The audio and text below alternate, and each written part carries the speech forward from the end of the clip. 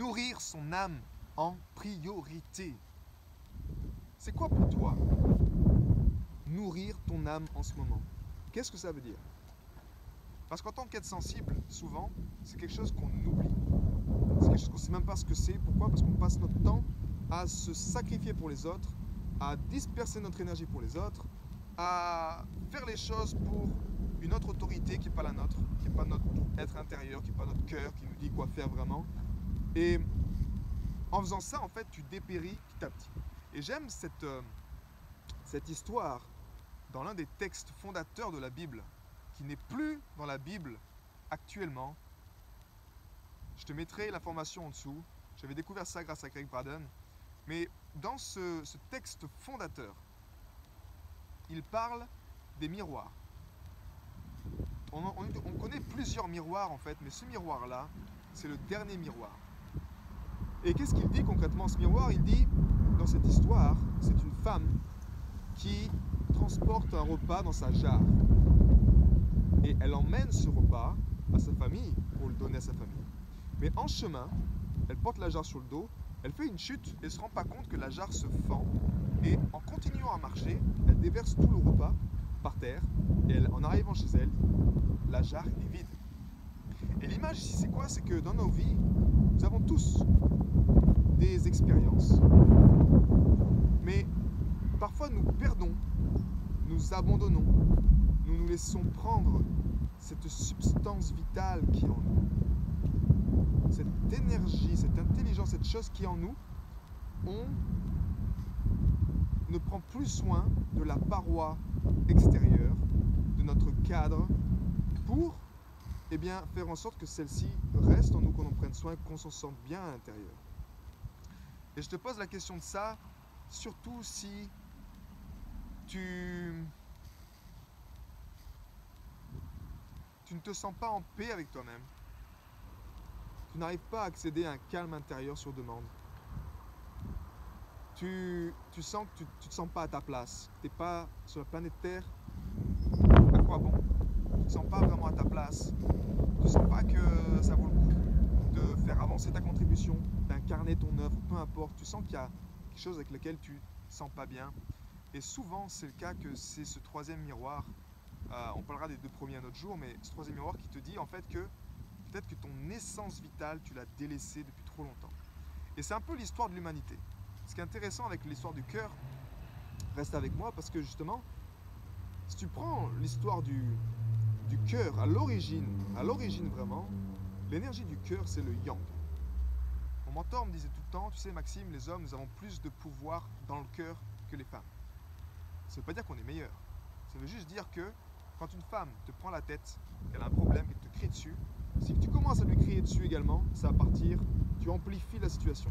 Par contre, si tu lui donnes un gros sourire, tu lui présentes tes excuses, tu la prends dans tes bras, tu lui donnes un beau baiser, généralement ça se calme beaucoup plus rapidement.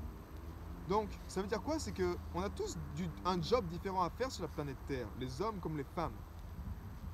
Pas pour autant, on a tous également un masculin et un féminin sacré. Ton féminin sacré, c'est ton yin, c'est tout ce qui te connecte, tout dans lequel tu te sens connecté, tu as l'intuition, tu te lèves dans ton lit le matin, tu restes dans ton lit, tu apprécies ce contact avec les draps, tu es dans ton yin. Tu as un moment où tu dis ok, maintenant il faut que je me bouge le cul, il faut que je me lève, je fasse le job, tu es dans ton yang. Le yang, c'est beaucoup plus l'action, c'est beaucoup plus le côté objectif, au côté direction, côté mettre en place des plans pour avancer. Le côté implémentation en fait, mais dans la réalité, dans la matière. Le yin, c'est un peu plus énergie, connexion. Et souvent, ce qui se passe, c'est que on n'a pas notre yang, l'énergie du cœur, qui est au service de notre yin. Donc, nourrir son âme, c'est quoi? C'est justement de prendre soin de son yin, prendre soin de son yin. Mais en tant qu'homme et en tant que femme, encore une fois, nous avons tous un masculin et un féminin sacré. Mais dans l'histoire de l'humanité, l'homme n'a pas fait son job, à savoir que normalement, à la source, l'homme est au service de la femme. La femme a le pouvoir créateur, celle qui donne la vie, celle qui donne l'inspiration par sa beauté, par sa vision, parce que qu'est-ce qu'elle fait, et l'homme est au service de ça. Comme toi-même, dans ton individualité, ton cœur, est au service de ton inspiration. J'aimerais que tu imagines un peu quand on revient à cette histoire de jarre, que cette jarre, à l'intérieur de cette jarre, c'est ton yin, c'est ta substance vitale, ton pouvoir de création, ton énergie de vie, tout ce qui fait partie de la vie, comme un peu l'océan, tu vois, si tu vois la planète, c'est un peu l'océan, c'est l'eau, c'est là où est la vie. Et cette jarre autour, c'est justement ton cœur. Ton cœur, cette épée du discernement qui t'aide à protéger ça. Comment ça se traduit concrètement au quotidien? Au quotidien, ça se traduit par arriver à dire non et à se respecter. Nourrir son âme, c'est être à même déjà d'être à l'écoute de ses ressentis, de savoir qu'est-ce qui est juste pour moi. Est-ce que je m'écoute là ou est-ce que je me mens? Est-ce qu'en disant ça à cette personne, je le fais pour la bonne raison ou je le fais pour la mauvaise raison, juste parce que c'est une personne d'autorité ou qu'il y a de l'argent qu'on joue, peu importe. Mais ton yang, il est là pour protéger ce qui est juste, pour protéger les valeurs. Mais il sera toujours au service de la vie. Et tu vois, on a trop souvent, dans l'humanité, perdu ça. Les hommes sont partis à la quête de l'ego, sont partis à la quête de guerre, sont partis à la quête de plus d'argent, plus de quelque chose, plus de femmes, rendre les femmes esclaves. Donc il y a eu une inversion vraiment du véritable rôle de ce yang, de ce cœur énergétique-là, de quel est son véritable job. Et à la même façon, la femme a perdu également son rôle, a perdu sa place, elle n'a pas fait son vrai job également. Elle n'a plus fait son vrai job en étant vraiment une inspiration, en créant la vie, en aimant tous les hommes, tu vois. Quand il y a trop une pression d'un côté et trop de l'autre, ben, on perd l'équilibre.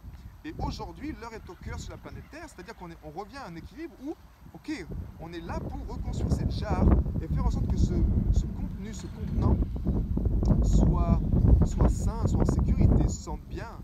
Il peut se reconnecter. Si tu es en relation avec une personne, avec ta compagne ou ton compagnon, tu observes ces jeux énergétiques au quotidien.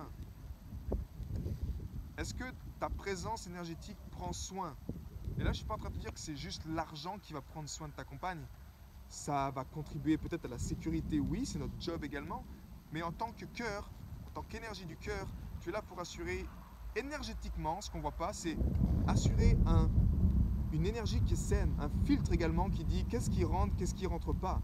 Je dis non à ça par ton intégrité. Je dis oui en faveur de la vie. Je dis non en faveur de la vie pour mes enfants. Comment tu gères ça? Mais sans prendre le temps de nourrir ton âme, sans avoir cette protection-là qui t'aide à nourrir ton âme. Et là, je te parle vraiment de le faire seul.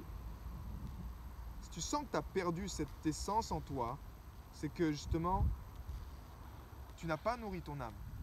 Et nourrir son âme, c'est en prendre soin. En prendre soin, ça veut dire quoi? Ça veut dire passer du temps au début seul avec toi-même, prendre soin de ton corps, prendre soin de la vie qui est en toi, prendre soin de cette essence vitale avant de pouvoir le faire pour les autres. Et une fois que ça s'est fait, une fois que tu ressens cette énergie en toi qui est là, eh bien, tu as plus de mal également à prendre soin de tes rêves, à prendre soin de ta contribution, à prendre soin d'autres choses. Tu peux le donner au monde, tu peux partager ça au monde, tu peux le faire encore mieux. Et naturellement, une fois que c'est fait, tu peux également prendre soin d'une autre personne, de ta compagne également. Mais c'est intéressant de voir que tout part de là. Aujourd'hui, ma mission pour moi, c'est vraiment de contribuer à réveiller le cœur de l'humanité, à faire en sorte que tu puisses toi-même re-harmoniser ce cœur et ce mental ensemble, faire ce travail ensemble pour que justement ce cœur soit au service de la vie. Et la vie, c'est pas là, la vie c'est là, c'est en dessous, ok? C'est notre bas-ventre. Regarde un peu ce qui se passe dans les comportements aujourd'hui. Qu'est-ce qu'on mange au quotidien? Qu'est-ce qu'on donne à notre ventre en termes d'émotion, en termes de vie, en termes de tout ça? Je vais t'encourager à considérer ça et à réveiller ça encore plus au fond de toi, à le faire encore mieux. Parce que les problèmes ici, c'est justement qu'on ne prend pas soin de la vie, que la jarre est fêlée, qu'on perd notre substance vitale, parce qu'on n'a plus de protection en fait. On ne sait plus dire non, on est juste pour des plaisirs instantanés, on fait des choses comme ça et ça ne marchera pas sur le long terme.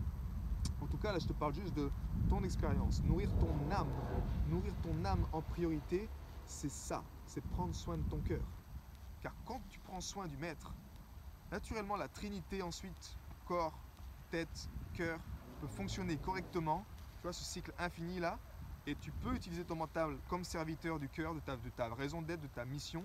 Donner de l'amour. Je te rappelle que l'amour, c'est un verbe d'action. Donc c'est le faire. C'est pas juste le penser ou le ressentir, c'est le faire également.